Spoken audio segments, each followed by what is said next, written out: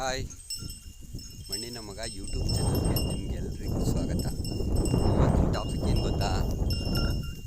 ರೈತರನ್ನ ಯಾಕೆ ದೇವರು ಅಂತಾರೆ? ಅಕಸ್ಮಾತ್ ರೈತರನ್ನ ಬೇರೆ ನೋಡಿರ್ಬೋದೆ, ಯಾರೆಲ್ಲ ದುಡಿಯಲ್ಲ, ಯಾರೆಲ್ಲ ದೇಶಕ್ಕೋಸ್ಕರ ಕೆಲಸ ಮಾಡಲ್ಲ, ಆದರೆ ರೈತನ ಮಾತ್ರ ದೇವರು ಅಂತಾರೆ. ಯಾಕೆ ಅಂತ ಗೊತ್ತಾ?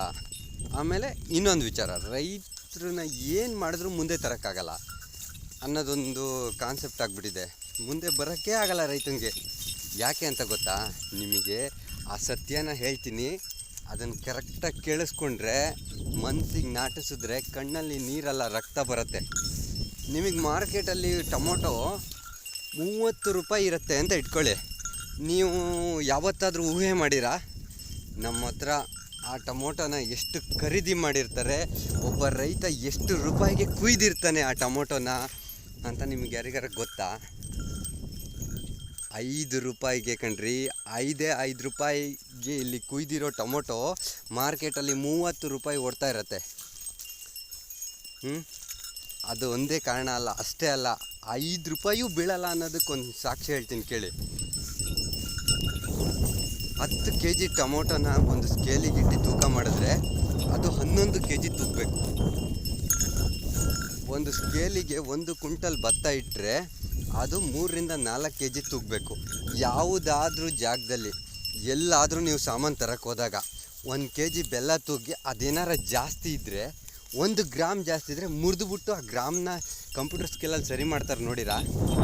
ಆದರೆ ಯಾವತ್ತೂ ರೈತಂಗೆ ಆ ರೀತಿ ಯಾವ ಬೆಳೆಗೂ ಬೆಲೆ ಇಲ್ಲ, ಯಾವ ಬೆಳೆಗೂ ಆ ರೀತಿ ತೂಕ ಇಲ್ಲ. ಹೇಳ್ತಾರೆ ರೈತರು ಕೊಡೋದಲ್ವಾ, ನೀವು 3 kg 4 kg ಜಾಸ್ತಿ ಕೊಡಬೇಕು ಕ್ವಿಂಟಲ್ ಮೇಲೆ ಅಂತ. ಅಂತಾನೆ ಆಟೋಮೆಟಿಕ್ಕಾಗಿ ಯಾವತ್ತೂ ರೈತ ಇಲ್ಲ ಅಂತಾನೆ ಹೇಳಿಲ್ಲ, ಹೇಳೋದು ಇಲ್ಲ. ಅದಕ್ಕೆ ರೈತನ ದೇವರು ಅನ್ನೋದು.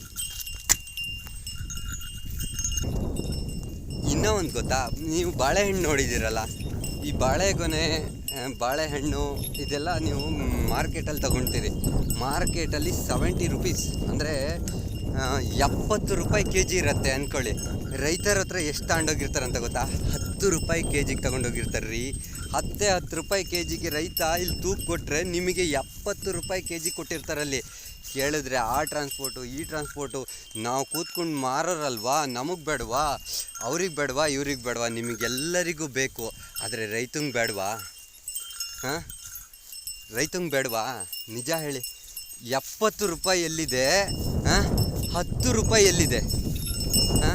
10 ರೂಪಾಯಿ ಒಂದು ರೈತ ಬೆಳೆದು ಕೊಟ್ಟರೆ 10 ರೂಪಾಯಿ ಲಾಭ. ಅವನಿಗೆ 10 ರೂಪಾಯಿ ಕೊಟ್ಬಿಟ್ಟು ನೀವು 70 ರೂಪಾಯಿ ಕೇಳ್ತೀರಲ್ಲ, ಯಾವ ನ್ಯಾಯ? ನಿಮಗಷ್ಟೆಲ್ಲ ಬೀಳತ್ತಾ? ಅದಕ್ಕೆ ಕಣ್ರಿ, ರೈತ ಯಾವತ್ತೂ ಮೇಲೆ ಬರೋಕ್ಕಾಗಲ್ಲ. ಅದಕ್ಕೆ ಆ ಗುಡಿಯಲ್ಲಿರೋ ದೇವ್ರಿಗೆ ಕೈ ಮುಗ್ದು ಏನು ಕೊಡ್ದೇನೆ 50 ಪೈಸೆ ಹಾಕ್ಬಿಟ್ಟು ವರ ಕೇಳ್ತಿರಲ್ಲ, ಅದೇ ರೀತಿ ನೀವು ನಮಗೆ ಕೊಟ್ಟಿರೋದು 50 ಪೈಸೆ ಮಾತ್ರ. ನಾವು ನಿಮಗೆ 500 ರೂಪಾಯಿ ಐಟಮ್ ಕೊಟ್ಟಿರ್ತೀವಿ. ಇದಕ್ಕೆ ರೈತನ ದೇವರು ಅಂತ ಹೇಳೋದು.